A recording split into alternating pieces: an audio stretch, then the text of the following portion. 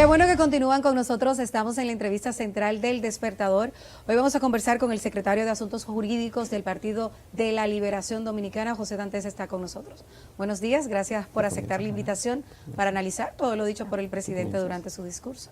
Buenos días, Rosa, Ana Mitila, Ezequiel. Muchísimo gusto de estar aquí con todos ustedes. Gracias. Bueno, ¿qué le parece la propuesta del presidente Abinader de una reforma constitucional para constitucionalizar la independencia del Ministerio Público? Usted el encargado de asuntos judiciales, ¿verdad?, del PLD. Jurídicos. Mira, es una propuesta realmente interesante. Lo que hay que ver es cuál es el alcance.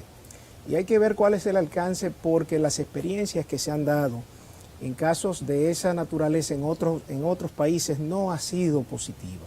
No ha sido positiva porque cuando tú anclas a un procurador general por un tiempo X, que para poderlo quitar, en este caso, de que no cumpla con sus funciones de la manera como lo espera la sociedad, realmente entonces se torna en un grave problema y en un riesgo hasta para la misma democracia. Pero perdón, o sea, yo lo que entiendo es que no se trata de fijar a un procurador X, sino que el presidente de turno, el que sea, no tenga la facultad de nombrar a ese... Lo que ocurre es que hay que ver en qué consiste la propuesta, porque él lo que simplemente dijo es que va a tratar de blindar lo que es la independencia de ese Ministerio Público.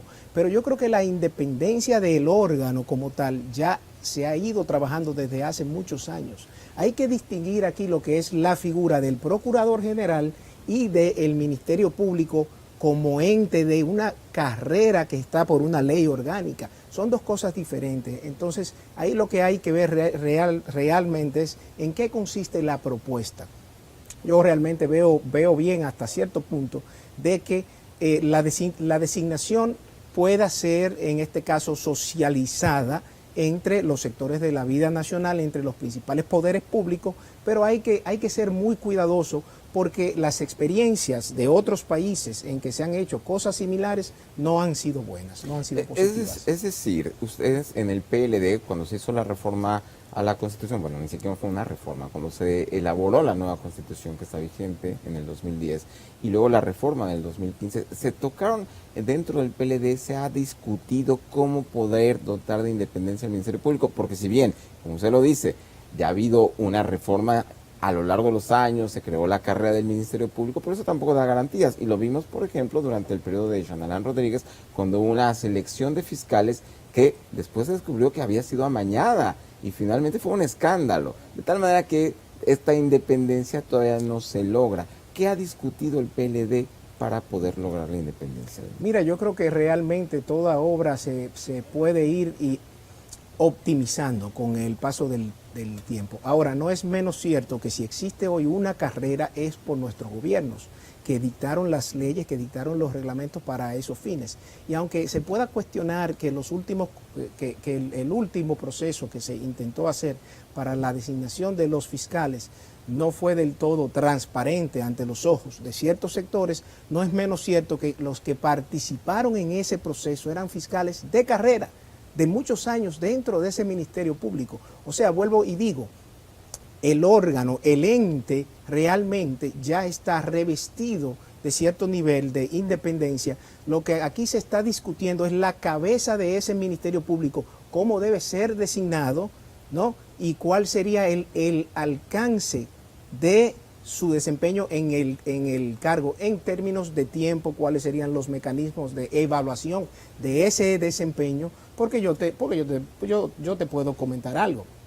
Así como yo no creo que el procurador debe ser miembro del Consejo de la Magistratura, tampoco entiendo... ¿Pero eso fue obra del PLD? Bueno, sí. ¿Eso fue obra del PLD? Bueno, sí, pero eso no significa que haya sido correcto, y yo no lo veo como algo correcto. Pero no voy a ver tampoco como algo correcto que para la designación de un procurador general participen actores que no tienen nada que ver con el sistema de justicia. ¿Por qué? Porque entonces, o que aunque tengan que ver con ese sistema de justicia, sean parte de los actores que componen dicho sistema. O sea, si tú me vas a vincular a la Suprema Corte de Justicia para la elección del procurador cuando es la contraparte, pues yo creo que ahí también hay un sesgo que se puede crear que no va a dar los resultados que la sociedad dominicana quiere. Lo que la sociedad dominicana quiere realmente es que haya un órgano persecutor de la criminalidad que sea lo suficientemente objetivo. Yo creo que más que independiente es que sea objetivo. Y lo que hemos visto en estos 11 meses y algo es que realmente la labor de ese Ministerio Público independiente, yo creo que realmente le ha faltado un poco la objetividad porque han sido muy drásticos en la investigación y el sometimiento de ciertos casos, y otros se han tapado con ciertos paños tibios. Entonces, como dicen en el argot popular, o todo toro o todo vaca. O todo toro o todo vaca. Es así. Pero, sí, perdón, Ana Mitila, en el caso de la actual Procuraduría General de la República, que usted dice que, entre comillas, independiente porque tiene más interés según su percepción en unos casos más que otros. Pero, ¿qué podemos hacer nosotros para lograr un mejor Ministerio Público? El caso que tenemos ahora es que el procurador pasado está tras las rejas, está preso. Obviamente, muchas cosas andaron mal.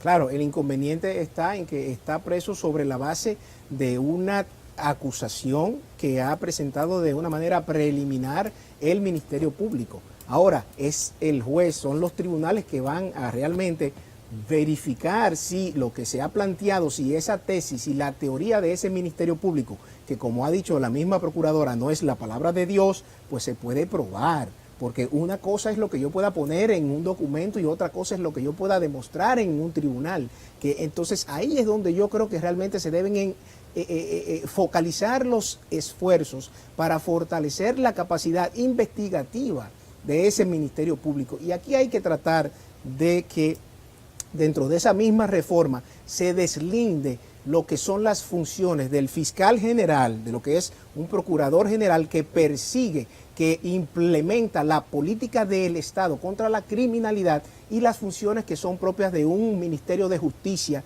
que tiene que ver con la administración de todo el sistema penitenciario y de todas las otras áreas administrativas del Ministerio Público. Son dos cosas totalmente diferentes que lamentablemente desde hace más de 100 años están fusionadas en una sola figura, que es el Procurador General de la República.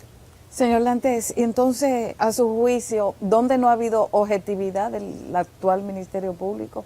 Bueno, por en ejemplo, los sometimientos. Bueno, por ejemplo, tenemos casos, hay un caso de que hubo un regalo de 100 millones de pesos a 70 personas por par de conciertos que nunca se programaron, que no se licitaron, y no se ha citado a absolutamente nadie, no se ha preguntado nada. Por ejemplo, dentro de las imputaciones que hace este Ministerio Público al ex procurador general, hablan de una sobrevaluación de la construcción de la nueva cárcel de La Victoria, pero los contratistas de dicha construcción no han sido citados, no han sido llamados. ¿Será porque uno de los principales de ellos es un alto funcionario de este gobierno? Por otro lado, vemos los casos de la Lotería Nacional y otros de las nóminas que se han aumentado. Pero la lotería de una está manera, preso, Dantes. Sí, está preso, pero no se hizo preso con el mismo aparataje de los otros casos. Entonces ahí es donde yo hablo de objetividad, que es uno de los principios rectores del Ministerio Público. O sea, si realmente nosotros queremos una justicia independiente, para que pueda hacerlo, debe actuar sin ningún tipo de presión política. Entonces, por un lado dicen que la Procuraduría es independiente, pero el mismo gobierno en unas encuestas que está llevando a cabo dice que la funcionaria del presidente Abinader que más ha dado resultados es la procuradora. Entonces, ¿es independiente o es una funcionaria del presidente? Entonces, ahí viene la contradicción que ha sido realmente parte, yo diría, intrínseca de lo que es esta gestión de gobierno. La incoherencia y la contradicción. Entonces hay que ver realmente cuál es la intención que tienen en este sentido. Yo creo bien que la Constitución se puede reformar para excluir al procurador de ese Consejo de la Magistratura. Ahora vamos a ver cuál es el mecanismo que proponen para la designación de ese procurador, que vuelvo y digo, como aquí se observa mucho en un derecho comparado lo que han sido las experiencias en otros países, veamos la experiencia del fiscal general de Colombia. Veamos la experiencia del fiscal general de varios países de Centroamérica, donde han sido los creadores de crisis institucionales, de crisis políticas que han dado pie a cambios de presidentes en medio de términos democráticos, o sea, de periodos democráticos, por el simple hecho de que el fiscal general, por ejemplo, le arremete a un grupo de políticos por la razón que sea. Entonces hay que ser muy cuidadoso porque en un país donde la institucionalidad no está lo suficientemente sólida ni consolidada, eso puede ser altamente peligroso. Pero como partido ustedes ya han evaluado y tienen alguna propuesta. Por ejemplo, en algunos países el presidente presenta ternas al Senado, en algunos otros países es la Cámara de Diputados la que le presenta ternas al Senado. O bueno, las combinaciones pueden ser diversas, por un lado. Y por el otro lado escucho mucho una queja velada en contra del Ministerio Público por la manera que han hecho estas investigaciones, pero hay que recordar también que la magistrada Miriam Germán se ha inhibido en algunos aspectos y quienes han llevado las investigaciones son los fiscales que ya estaban ahí en la época de Yanarán Rodríguez y que de hecho estuvieron ahí en la época del PLD. ¿Hay alguna queja de ustedes en contra de cómo la PEPCA y la Dirección de Persecución ha llevado a cabo las investigaciones que involucran a miembros de su partido o del círculo cercano del expresidente Medina? Mira, Ezequiel, lo que hemos realmente pedido como institución es que se respete el debido proceso y que sean objetivos. Entonces, no es posible de que se lleve a cabo todo un proceso de investigación en contra de unas personas que están siendo señaladas por la comisión de unos delitos, pero ante otros que están cometiendo delitos quizás de la misma naturaleza, no hablo de la misma magnitud, sino de la misma naturaleza, pues entonces no se le investigue con el mismo ahínco. Entonces ahí es donde realmente nosotros nos cuestionamos si este gobierno está haciendo uso de esa justicia independiente como arma política. ¿Para qué? Para enfocarla ante los opositores y tratar de responsabilizarlo ante la opinión pública como los responsables de todos los grandes problemas que aquejan a este país. Porque ¿qué es lo que ocurre? Que cuando un ministerio X filtra un interrogatorio a un medio de comunicación o le presenta la solicitud de la medida de coerción a un medio antes que al imputado mismo, está violando derechos y garantías fundamentales, está violando ese debido proceso. Entonces, cuando los medios se hacen eco de esto, lo bombardean por todas partes, ¿qué tú crees que le llega a la mente del juzgador que va a conocer ese caso? Ya tiene una presión social sobre él que va a ser difícil, que aunque las pruebas indiquen lo contrario, aquí en este país hay una cultura no escrita. Los jueces son criticados si sueltan, no cuando trancan.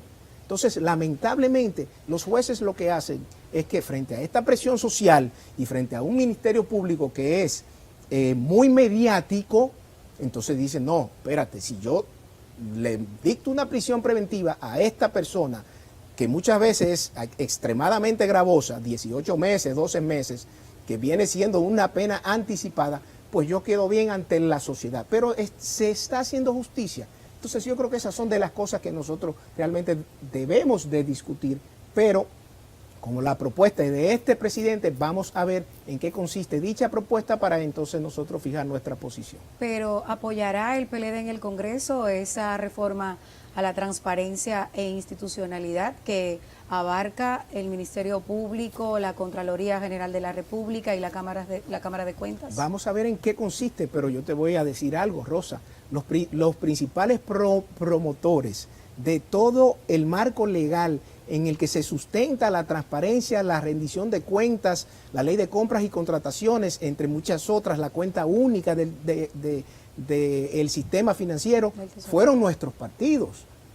Se hizo. Lo que luego ha costado es la implementación, y en la implementación durante el tiempo se van dando los procesos de prueba y de error y se corrigen, pero a nadie le cabe duda de que la institucionalidad que se ha tratado de instaurar en este país primero requería crear el marco legal en el que se sustentara y luego a través de la implementación con el paso del tiempo, que quizás nos pudo faltar meterle un poquito más, vamos a decir, a los controles de la implementación. Ciertamente puede ser, pero ningún gobierno está en capacidad de satisfacer el 100% de las necesidades de ninguna sociedad, ni los Estados Unidos, ni Alemania, ni China. ¿Por qué? Porque en la medida en que tú vas satisfaciendo ciertas necesidades, pues se van creando otras de una manera paralela, simultánea y hasta multiplicada. O sea que yo creo que realmente en el caso nuestro, toda nuestra obra en ese sentido está ahí. Y claro, toda obra es perfectible. O sea que lo que nosotros esperamos y aspiramos es que todo esto se pueda ir llevando a cabo, pero de una manera seria. De una manera seria, no como hemos visto que se han estado manejando cosas en el Congreso Nacional, como con el Código Penal, como con los préstamos, dicho sea, que se aprueban en menos de 24 horas, entre muchas otras cosas. La ley de un Ministerio de Vivienda que viene a ser una super OISOE. O sea, se ha criticado mucho la OISOE y se ha querido presentar que se ha desterrado la OISOE. Nada más cierto. ¿Ustedes han leído la ley 160-21 que crea ese ministerio? Tiene las mismas funciones de la OISOE, porque no solamente es un ministerio de vivienda, ese ministerio tiene la facultad de construir. Es la fusión. Bueno, entiendo que es la fusión de la OISOE junto con el lo que INVI, llamábamos con el INVI, INAVI, exactamente. etcétera. Pero cuando tú ves las funciones, Ana Mitila, tú te vas a dar cuenta que es un superministerio que tiene no solamente la capacidad para construir, sino que también tiene la capacidad para equipar los edificios públicos que construya, entiéndase, hospitales, universidades, museos, textualmente lo dice, pero aparte de, tiene la facultad exclusiva de dictar los reglamentos y las autorizaciones para las licencias de construcción pública y privada. O sea, estamos creando un superministerio. No son 3 instituciones, que son 3 nóminas diferentes, 3 presupuestos diferentes. ¿Y qué te hace pensar a ti que esas 3 nóminas no van a estar juntas en una sola nómina ahora? Es exactamente lo mismo. O sea, lo que han hecho es fortalecer lo que ellos criticaban como OISOE y le han dado un rango ministerial con superpoderes y le han quitado al Ministerio de Obras Públicas las facultades que tenían de aprobar planos, de dictar normas para las construcciones públicas. Entonces, realmente eso era lo que se necesitaba aquí en este país. Yo creo que se juega un poco a la doble moral en ese sentido. Sí, volviendo a su afirmación de que durante los gobiernos del PLD ustedes construyeron el marco para que existiera transparencia, para anticorrupción, etcétera, etcétera. La ley de contrataciones públicas, por ejemplo. ¿Cómo ustedes explican entonces que existiendo una ley de contrataciones públicas se hayan violado todos muchísimos artículos para que sean las personas del entorno del expresidente Danilo Medina las que se beneficiaron de eso y por eso están en prisión preventiva? Lo que ocurre en este caso, Ana, es que la ley no está diseñada ni nunca estará diseñada para prevenir quién resulte finalmente ser el adjudicatario de una obra X, sino que están creados los procesos y los procedimientos para que se participe en igualdad de condiciones. Si usted tiene la capacidad, la astucia de prepararse de una manera muy superior a los otros competidores, pues usted puede salir ganancioso. Entonces lo que habría que ver sería, sí, pero siempre resultaban gananciosos. Bueno, según demostraron el Ministerio en el Público. Ministerio Público. No, según demostraron no. Según dice el Ministerio Público, se demostrará en los tribunales. Ahora, en todo caso, si ellos resultaron gananciosos, 2 cosas. Número 1, o fueron las propuestas que mejores se presentaron en términos de tiempos, de costo, calidad, número 1, y número 2, en todo caso, eso no es un ilícito penal. Eso no es un ilícito penal, Ana Mitila. El que alguien gane una licitación no es un ilícito penal, no equivale a un ilícito penal. Pero si por ejemplo, yo conozco casos. casos. Si se vulneraron los procedimientos, sí. Si se vulneraron los procedimientos, hay faltas administrativas, no faltas penales. Ojo, aquí hay que tener mucho cuidado. La ley 340... depende de lo que se hizo para vulnerar las leyes, por ejemplo, la falsificación de documentos, que sí es penal. Bueno, Y la además, falsificación de documentos. concursos. Ahora hay que ver en cuáles casos hubo falsificación de documentos, pero más aún, Ezequiel.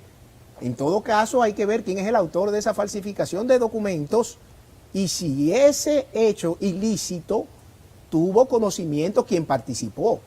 ¿entiendes? Entonces ahí tú tienes que probar la intención criminal, el dolo de esa persona, lo cual no es fácil. Vuelvo y digo, el papel lo aguanta todo. Y la misma procuradora ha dicho que la palabra del Ministerio Público no es palabra de Dios. O sea, que la tesis del Ministerio Público no es palabra de Dios. Lo dijo cuando era jueza y lo ha dicho ahora como procuradora general. Entonces, cuando yo veo que se habla de una justicia independiente y que el mismo presidente repite por 50ª vez que ha nombrado a una procuradora independiente para que ella actúe de manera independiente, ocurre que cuando ella toma una de las decisiones más trascendentales del último año, que es prohibir las alertas migratorias porque violan la Constitución y los tratados internacionales, ¿qué ocurre? Dos funcionarios del gobierno que no tienen que ver con el Poder Judicial se presentan a su despacho para expresarle a ella su desacuerdo con esa decisión.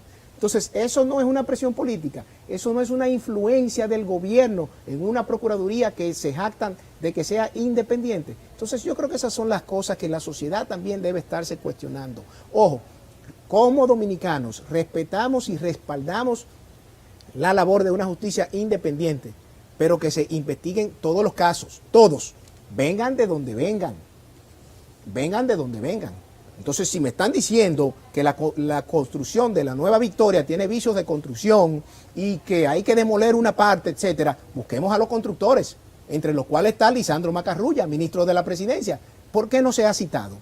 Entonces, vuelvo y digo, y le estoy aquí tomando a usted la corrección que me hizo, o toro o vaca.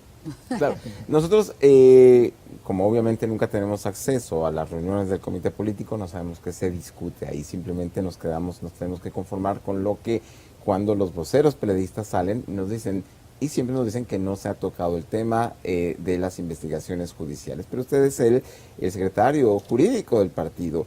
¿Qué están haciendo ustedes preparándose para todas estas investigaciones y las que vienen? Porque sabemos que el Ministerio Público ya tiene en la mira a otros exministros y más personas del entorno del expresidente Medina. Bueno, pues usted tiene mucho más datos que yo. Yo realmente no tenía conocimiento pero de que hay otra son públicos, están en los periódicos. Pero perdón, Dante, por favor, no sea tan ¿Cuáles son los cándido? otros ministros? No, en es los que, expedientes, hasta el presidente Danilo Medina es mencionado, por Dios, y uno pero asume. el que se ha mencionado, eso no significa pero que haya sabemos que cometido un la ilícito Procuraduría, penal. por ejemplo, tiene una investigación sobre el Ministerio de Obras Públicas durante la gestión de Gonzalo Castillo. ¿Y qué ha hecho la Procuraduría sobre eso? ¿Lo han citado? No tenemos conocimiento. Él no ha dicho que le ha llegado ninguna citación. Ni a él ni a ningún otro. Recordemos que se han citado en varias ocasiones a Donald Guerrero, por ejemplo. Okay. Mi pregunta es, ¿qué están haciendo ustedes? ¿Cómo se están preparando? Porque ellos ya saben de qué los están investigando. Claro, lo que ocurre es que aquí hay que tener algo muy claro, valga la redundancia. La responsabilidad penal es individual. La responsabilidad penal de cada funcionario que sea llamado para que rinda cuentas no tiene absolutamente nada que ver con el partido como organización política. Son dos entes totalmente diferentes. Es como que, por ejemplo, yo le pida cuentas al PRM por los diputados, uno que está preso por narcotráfico en Miami y otro que ha falseado dos identidades que nadie finalmente sabe cuál es su nombre, cuando el tipo está de cumpleaños, una diputada de La Vega que está siendo procesada por lavado de activos. Yo no puedo pretender que el PRM, no puedo pretender creer que el PRM es un partido de narcotraficantes. ¿Por qué? Porque no estoy siendo justo. Pero como sociedad yo sí le exigiría al PRM que me explique cómo no depuró a sus candidatos al Congreso, claro que sí, se pasaron ya los eso es otra cosa, narcotraficantes. Ya eso es otra cosa, pero a ellos es que les corresponde dar las cuentas sobre esos casos. Entonces, a nuestro partido, lo que hemos dicho como partido, lo que exigimos es el respeto al debido proceso, que el Ministerio Público se comporte de una manera objetiva, sin atropellos, y que se investiguen todos los casos que tengan que ser investigados, pero teniendo claro algo, que una cosa es el accionar individual de un exfuncionario y otra cosa es el accionar del partido como organización política, que no tiene nada que ver con lo que sus miembros hacen. Por ejemplo, si el Colegio de Periodistas, del cual quizás ustedes todos son miembros, si varios periodistas se involucran en actividades que riñen con la ley, ¿vamos a decir que el Colegio de Periodistas es un nido de delincuentes? Porque 2 o 3 o 4 o 10 miembros han hecho algo que va en contra de la ley. Entonces yo entiendo que no. Entonces hay una pero ahí garantía. usted está diciendo entonces que sus compañeros han hecho algo. No, lo ha dicho En ese símil. lo ha dicho el Ministerio Público. Los tribunales son los que finalmente decidirán de si eso se corresponde con la realidad o no. ¿Y qué le han dicho sus compañeros a ustedes? Ustedes van, los visitan, ¿cómo se da el día a día? Porque, por ejemplo, si a mí me pasa algo, mi familia, aunque sepa que mi culpabilidad es individual o mi inocencia es individual, tiene que darme algún tipo de respaldo, ¿no? ¿Ustedes qué tipo de respaldo le dan a los que están tras los barrotes? Bueno, nosotros estamos realmente estamos viendo que el proceso que se le está llevando a cabo cumpla con lo que manda la Constitución, con lo que manda la ley, y que no se le violen sus derechos y sus garantías fundamentales. ¿Y se está cumpliendo con todo eso? Porque cada uno de ellos, recuérdense que cuentan con una defensa técnica legal que no tiene nada que ver con nuestro partido. Cada uno ha contratado a sus abogados y sus abogados son los que están llamados a velar porque en el marco de la investigación no se le violen los derechos y las garantías fundamentales, que dicho sea también se cuestiona que un Ministerio Público que desde la presentación de una medida de coerción decía que tenía un caso blindado con todas las pruebas del mundo, con camiones de pruebas, 8 meses después, entonces esté pidiendo una prórroga de 4 meses para completar la investigación. Yo fui fiscal durante 4 años. A mí me tocó trabajar muchos casos de narcotráfico, muchos casos de lavado de activos, de crimen organizado transnacional. Lo que usted no ha investigado en 8 meses, no lo completa en 4. Eso no es cierto. Bueno, tiene muchos casos investigando de corrupción. El que mucho abarca, poco aprieta. Entonces sus compañeros le han dicho que se le han respetado sus derechos y que están siendo tratados como personas dentro de la cárcel. En este momento sí, el inconveniente estaba en el acceso de los abogados, que era muy limitado, y eso es una violación al derecho de defensa. O sea, no solamente lo ha determinado el Constitucional y la Suprema Corte, sino la Corte Interamericana de los Derechos Humanos también. Para que se pueda preparar una defensa técnica eficiente, debe haber un contacto directo y permanente entre la defensa técnica y los imputados. Era supuestamente por el COVID. Pero bueno, si ellos no son capaces de tomar las medidas necesarias para que los abogados puedan ir a los centros penitenciarios e interactuar con sus clientes para poder preparar esa defensa técnica, entonces eso es algo que también... ¿Y esa culpabilidad individual también se va a dar si el presidente Danilo Medina es sentado en el banquillo? Ustedes van a decir, no, eso es individual, tiene que responder él solo. Dependerá de lo que haya en la acusación. Si es una acusación alegre... Ah, por las otras no son alegres, que ustedes como partido no han dado la cara. Las anteriores no son alegres. Tienen fundamento. Lo que ocurre es que aquí hay gente que ha sido sometida por cumplir con su función. Yo firmé, o sea, yo he visto casos de gente que están ahí porque usted firmó la licitación tal. Bueno, yo soy titular de una institución, se supone que parte de mi función es firmar documentos. Ahora, ¿significa que esa firma de documentos atañe una intención dolosa para beneficiar a una persona en particular? O sea, ahí hay un abismo muy grande. Por lo que hay que ver realmente cuáles son las imputaciones que el Ministerio Público, en este caso, le puede hacer a una persona en particular. Ahora, lo que yo sí te puedo decir es que, vuelvo y digo, nosotros esperamos que este Ministerio Público se maneje objetivamente y que recuerde que la presunción de inocencia es una garantía fundamental en la Constitución. ¿O ustedes creen que a quien le imponen una medida de coerción de 18 meses se le está respetando la presunción de inocencia? Cuando dice la Constitución misma y el Código Procesal Penal que las medidas de coerción son medidas de tipo excepcionales, y es para garantizar la presencia del imputado en el proceso. Ustedes me van a decir a mí que luego de 10 meses preso, estas personas que ya se venció el plazo para que el Ministerio Público presente el requerimiento conclusivo y piden un plazo de prórroga de 4 meses, y dice la ley 1015 que cuando piden prórroga procede que se quite la prisión preventiva, ustedes me van a decir a mí que esa gente está en capacidad de entorpecer la investigación, de amenazar los testigos, etcétera. Por favor, eso es parte de la fábula que se ha creado, que se creó hace un año para poder garantizar que le dictaran una medida de coerción tan gravosa como las que se le dictó. prácticamente ellos ya han cumplido con una pena anticipada. Entonces, ¿eso es institucionalidad? No, como tampoco es institucionalidad que hayan mandado dos funcionarios, donde Miriam Germán al día siguiente de que ella dice que las alertas eran ilegales, como tampoco es institucionalidad que Tony Peñaguaba haya regalado 100 millones de pesos porque le dio la gana. Entonces tampoco hay institucionalidad cuando se monta un acto de rendición de cuentas por el ministro de Obras Públicas y la solicitud para compras y contrataciones sale 2 días después que ese acto lo han realizado. Entonces, a ver, así no.